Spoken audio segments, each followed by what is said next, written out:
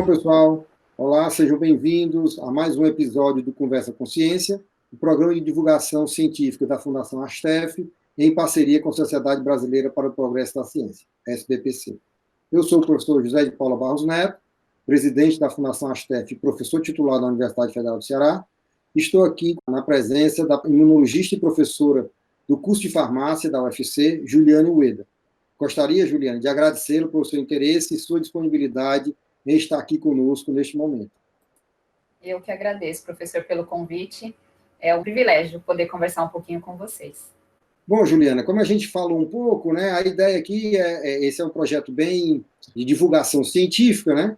Aí tem uma perguntinha aqui, né? Após conseguir chegar a uma vacina segura e eficaz, quais são as etapas que acontecem para que ela chegue até a população?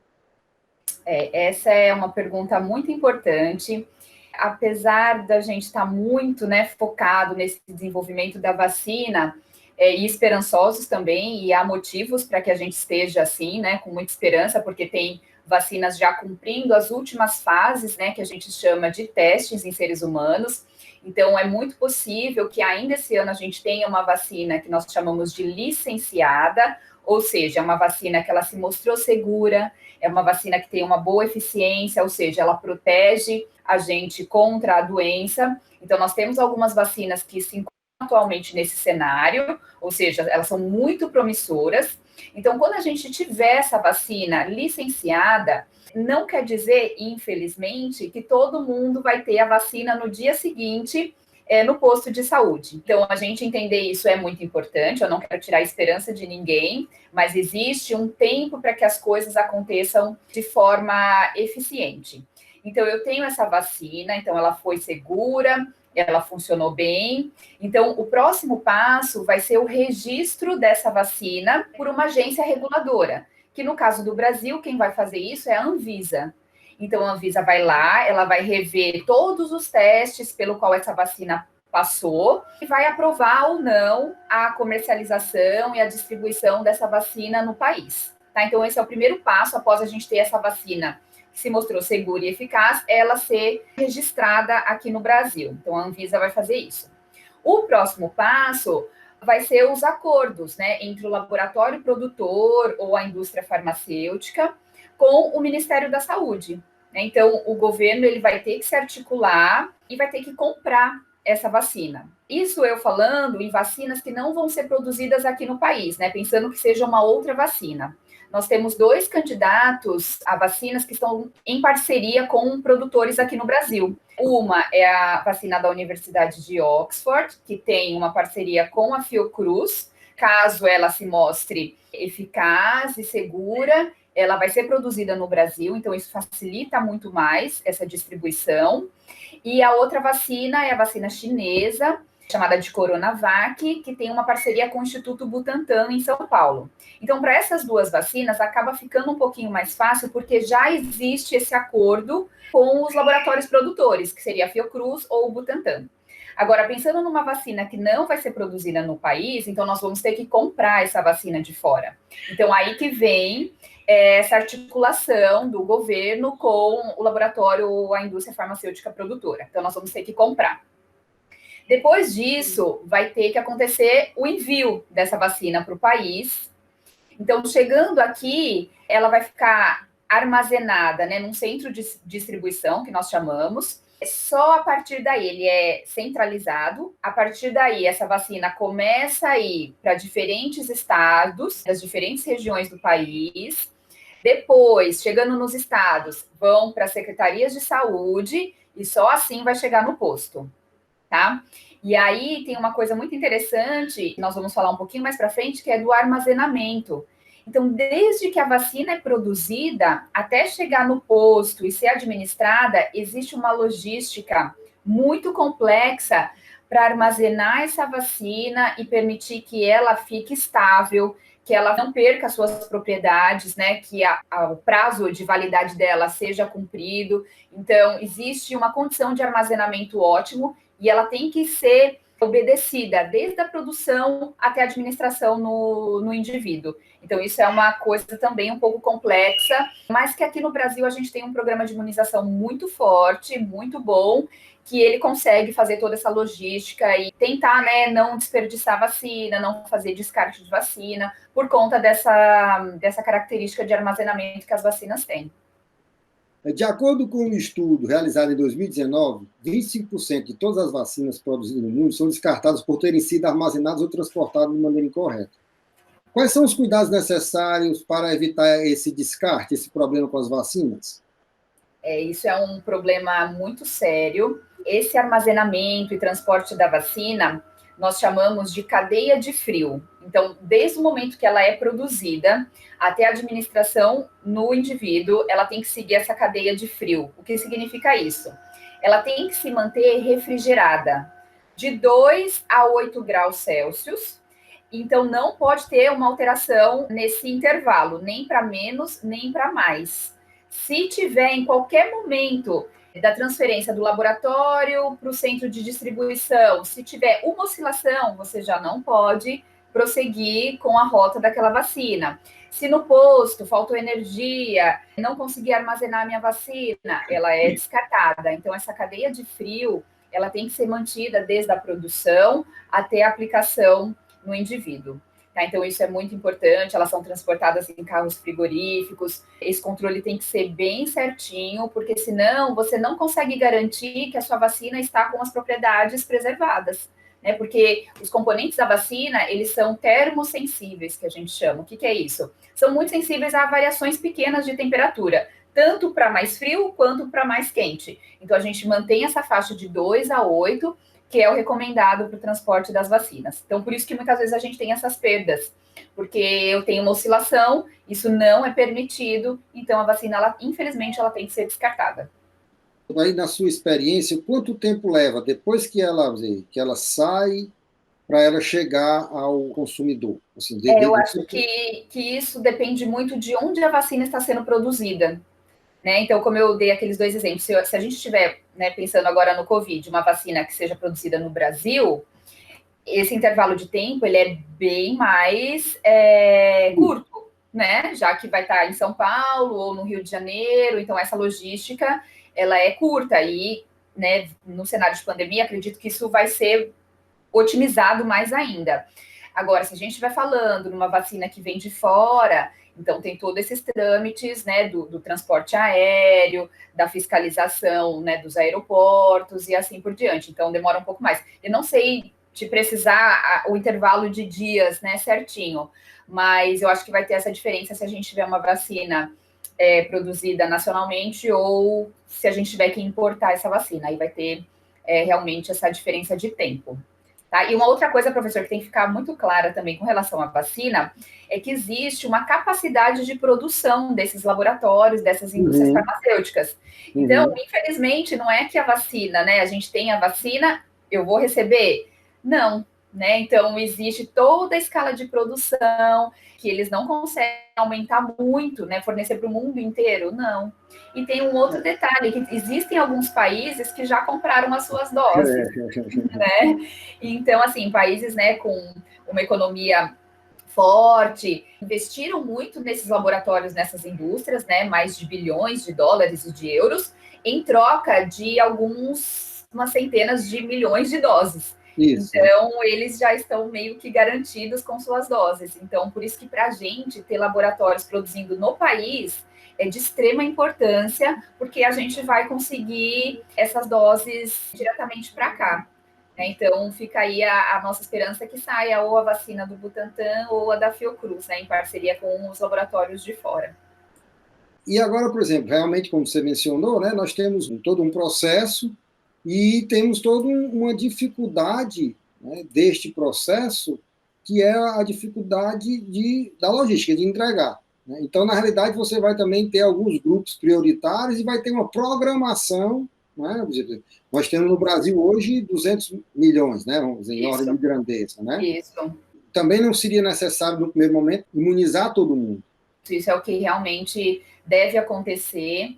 Então, tanto a Fiocruz quanto o Butantan, né, eles já se pronunciaram que, tendo a vacina realmente comprovada, licenciada, eles conseguem fornecer cerca de 100 milhões de doses, né, nesse primeiro momento, que com muita esperança será no final do ano. Esse primeiro momento, quanto tempo esse primeiro momento, esses 100 milhões? Ela tendo, assim, a gente fala, tendo os resultados de fase 3, que é a última fase, né, dos testes clínicos, aí a Anvisa vai revisar esses testes e vai registrar a vacina no país. Né? Então, aí os laboratórios, eles têm o aval de produzir em larga escala para distribuir para a população. Então, acredito que aí em poucos meses, sei lá, 1, 2 meses, não sei ao certo, a gente já teria essas doses. Então, o que eles prometeram, né, o que eles esperam é essa produção de mais ou menos 100 milhões de doses. Aí, como, né, o senhor bem disse, então temos 200 milhões de habitantes aqui, um pouquinho mais. Quem que vai receber? Não vai receber todo mundo.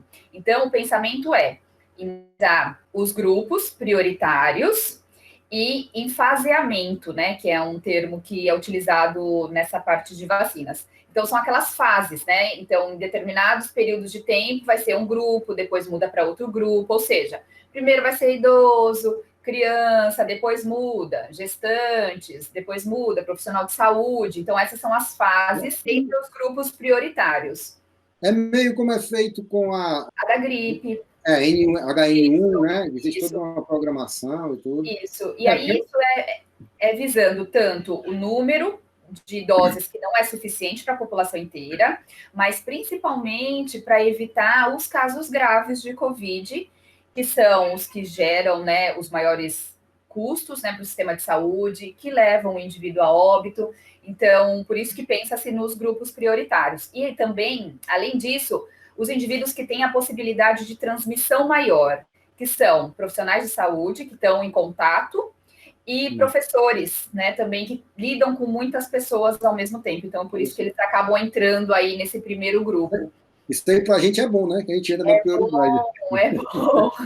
Então, eu estou só imaginando a correria quando chegar a vacina, como vai ser isso, como está todo mundo aí em pânico. Eu acho que vai ser um caos, né? Então, por isso que essas fases, elas têm que acontecer, né? Mesmo dentre os grupos prioritários, dividir, né? Porque a gente não pode, continua não podendo ter esse contato, essa aglomeração. Então, primeiro idoso, né? Bebês e assim por diante, para justamente também evitar essa aglomeração que eu acho que vai causar quando a gente tiver uma campanha aí lançada. Quem paga por essas vacinas? É o governo? As nossas vacinas, as ofertadas pelo SUS, são bancadas, né, pelo governo, mas tudo isso vem dos impostos que a população paga.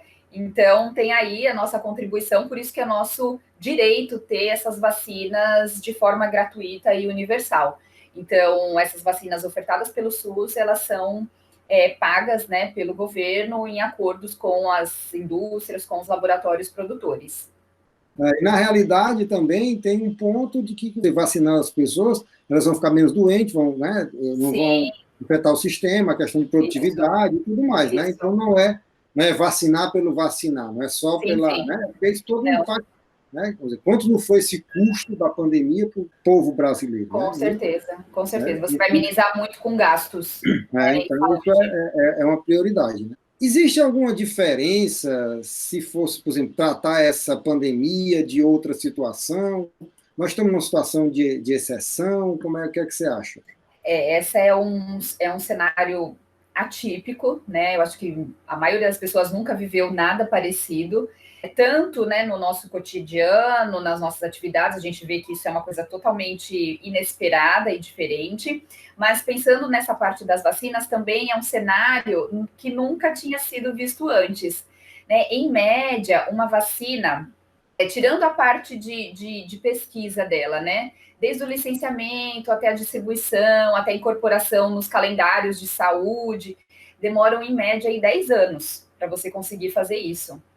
Né? Então, a gente está falando de uma vacina que vai ser desenvolvida em 12 meses, 18 meses, né? Pegando o início lá da epidemia na China até os dias de hoje, né? Que começou em dezembro. Então, a gente está querendo fazer uma vacina, licenciar, registrar, disponibilizar em 18 meses. Então, isso é uma coisa, assim, sem precedentes. né? Então, outras vacinas demoraram, pólio, mais de 60 anos, do ebola, mais de 15, né? As vacinas para outros coronavírus, que foi o SARS, o MERS, né, que causaram essas doenças, até hoje, já faz do SARS 17 anos que teve esse surto na China, não tem vacina. Então, esse cenário de pandemia motivou, tem esse lado bom, né? Motivou os laboratórios, a universidade, as indústrias a focarem no desenvolvimento dessa vacina, mas tem um outro lado que critica um pouco a velocidade com que as coisas estão acontecendo, né? Então, a gente não entende direito a doença, a gente não sabe como é a resposta imune ainda frente a esse vírus, e aí traz um problema. Eu vou fazer uma vacina, mas eu não sei o quanto tempo essa vacina ela vai proteger o indivíduo, porque é tudo muito recente. Então, pode ser que seja uma vacina, talvez igual a gripe, que a gente tenha que tomar de ano em ano, né? Porque no caso da gripe, né, do influenza, são como se fossem vírus diferentes, né? Eles sofrem algumas mutações, então eu preciso ficar atualizando aquilo. A gente não sabe, né, se o SARS-CoV-2, né, que é o novo coronavírus, se comporta dessa forma. Então, ter só a vacina também não significa que é tomar uma vez e nunca mais. A gente não compreende ainda como é que isso vai acontecer, né? Então, esse é um panorama também bem diferente no contexto das vacinas. Geralmente, quando a gente desenvolve a vacina para uma doença, quase todos os aspectos dela já estão, né? A gente já definiu, sabe como é a resposta imune, sabe quantas doses precisa administrar. E para agora, para o Covid, a gente não tem muita noção ainda do que esperar. Então, por isso que esse cenário para as vacinas também é bem nebuloso. Juliana, a última pergunta. Qual é, assim, na sua, né, você é uma cientista, uma professora universitária, uma acadêmica, qual é a importância da ciência nesse processo todo aí? Eu acho que nunca foi tão forte a importância da ciência, e eu digo isso na percepção não só da gente, né, cientista, pesquisador, da comunidade. Eu acho que hoje todo mundo sabe que é importante uma vacina, né, no cenário de hoje. Se perguntar para qualquer pessoa na rua, o que ela mais quer hoje é que tenha uma vacina. E eu acho que eles entendem que para você ter uma vacina, você precisa de financiamento para as pesquisas, né? Que tem que ter um subsídio, principalmente do governo, para que essas pesquisas aconteçam. Então, eu acho que essa situação que a gente vive hoje é crítica, mas serviu para que toda a comunidade voltasse mesmo os olhos para a ciência que é feita, principalmente aqui no Brasil, né? Como é que estão os pesquisadores? A gente tem vários grupos no país pesquisando o Covid nas suas mais diferentes áreas, tem grupos tentando desenvolver vacinas também. Então, eu não consigo ver hoje a nossa sociedade sem esse avanço tecnológico e científico que tem que acontecer, né? E precisa ser financiado, e a gente precisa de verba para que isso aconteça. Então, eu acho que isso serviu para que todo mundo abrisse os olhos e visse a importância que é a ciência no desenvolvimento, né, de fármacos, de vacinas e assim por diante. Bom, Juliana, muito obrigado. Né, eu acho que foi bastante esclarecedor. Né, eu acho que esse papel aqui que eu estou fazendo um pouco de, né, apresentador, né, tem sido uma experiência riquíssima. Eu tenho aprendido bastante. Né, Legal. tenho conhecido, às vezes estou muito fechado naquela sua área científica. Né? Sim. Então, realmente, muito obrigado. Acho que foi muito interessante o que você falou e vai servir bastante aí para esclarecer a nossa população. Que Ok? bom. Eu que agradeço o convite, fico à disposição de qualquer outro convite que apareça aí pela frente.